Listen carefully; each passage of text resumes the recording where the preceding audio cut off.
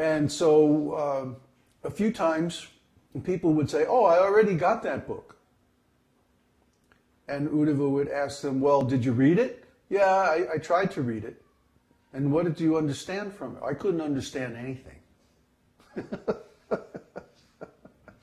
So they're getting the books, they're looking at them, they're trying to read, but it's too technical, it's too difficult, it's not helping them. So what is the use of selling somebody a book that they can't understand? See? And the devotees have gone all over the world and sold millions of these books, tens of millions of these books, that nobody can understand because they don't have the required background knowledge. See? Our preaching is different. First of all, we don't sell anything. We make access to the Vedic literatures free and open.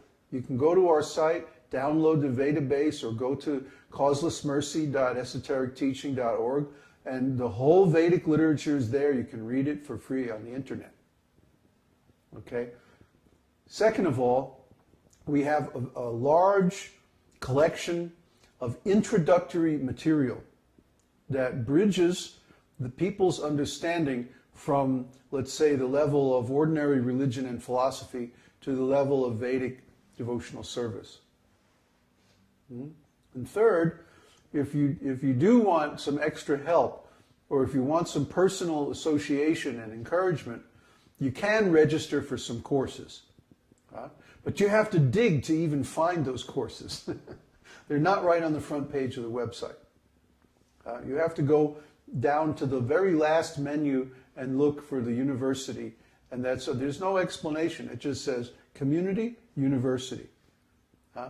So when you come to our site, you can't even find the paid courses unless you have read everything else first and you're digging to see what's really there.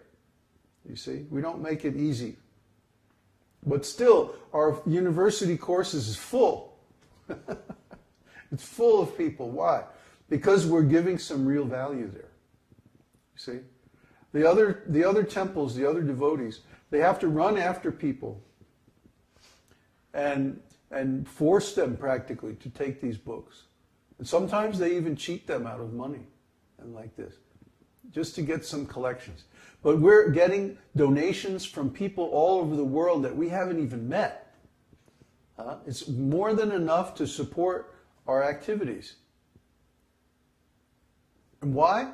Because we're just giving the absolute truth in a way that people can understand. See, this is real preaching. And when you do preaching very nicely, when you actually teach people something that's valuable, that's useful for them, that's understandable, then they automatically want to give something back. If you give a value to people, guess what? Most people are honest. Most people, if you give them something of value, they'll want to give you something of value. So we rely on the fundamental goodness of people, that if we give them something valuable, they'll want to give something back. And guess what? It works. See? This is the open source model. The open source model came from the software people, like Linux and other projects, where they develop software and then they make it available on the internet for free. And they even allow you to download the source code and modify it and make your own variations or fix problems in the software. This is really cool. And then, if you want, let's say, more training, or if you want a customized version of the software or something like that, then you can pay for these additional services. But the basic program is available for free. And this is turning out to be a very, very good business model. See, we don't need a corporation to exploit people. We don't need to cheat people. We don't need to trick people. We don't need to have, an illegal business on the side to support our activities. We can be completely honest, completely straightforward, give people something of great value, This science of consciousness, science of devotional service. And guess what? They will reciprocate. They will give us something of value. They'll give us their association. They'll give us their attention, their interest, and they'll even support us financially just because we're giving something they find useful and valuable. But this is what I could never understand about the other devotees. Like, why aren't they doing something similar? You know, don't they think that this science of devotional service is something wonderful? Don't they care about the reputation of the devotees in the eyes of the world? Don't they think that intelligent people can tell if they're being selfish and tricky and political?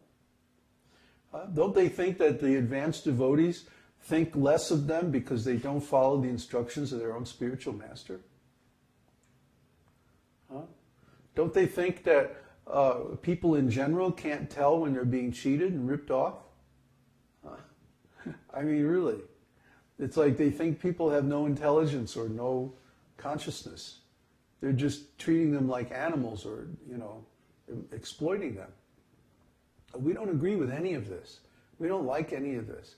That's why we don't call this, you know, the Hare Krishna University or something like that. We call it the esoteric teaching seminars. We had to choose a different name so that people would not identify us with these other people, these other devotees. And yeah, they're devotees, but they're very, very, very neophyte devotees. I think their devotional service is mixed with something else. And I don't want to speculate what that something else might be, although actually I know. We keep our school pure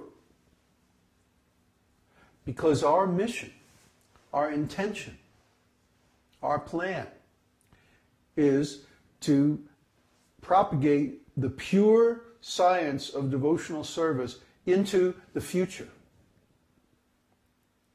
Okay? Now, there's a funny thing about revolutions. In revolutions, the old way falls apart.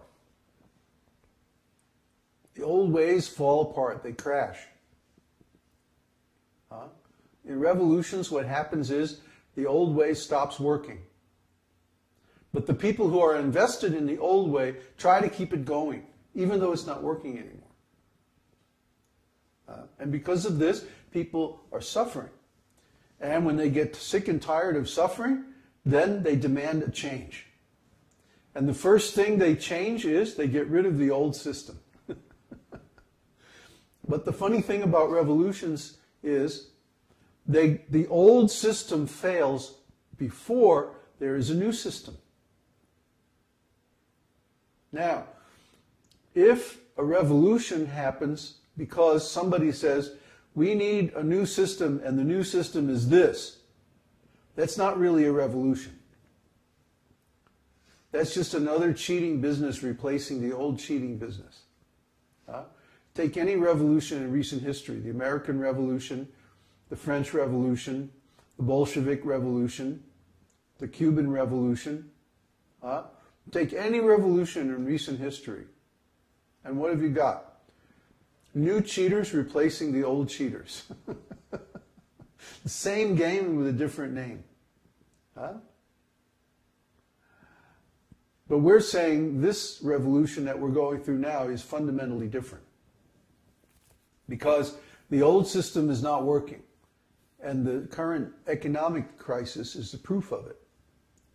And there are two factors driving this revolution. One is climate change, and two is the internet. The internet is really cool because what it does is it disintermediates business relationships. Now I can deal directly with the farmer. Now I can deal directly with the music of the band that's creating the music I like. Now I can deal directly with the artist who's producing the artwork that I like. Now I can deal directly with the esoteric school instead of going through some local temple or branch. See? I can deal directly with the guru. I can deal directly with the source. The internet is revolutionary because it disintermediates these relations. And now there's no need for these chains of distribution and chains of basically rip-offs, corporate rip-offs, between the source of a service or product and its user or consumer. See? I can get the software I need directly from the people who write it. I don't need to go down to the store anymore and buy it. See? And so many businesses are closing because of this. People don't realize this is a fundamental change in the way that business is done. A fundamental change in the way that everything is going to be done. Look at the music business, for example. So this same effect is going to happen, not only in business, but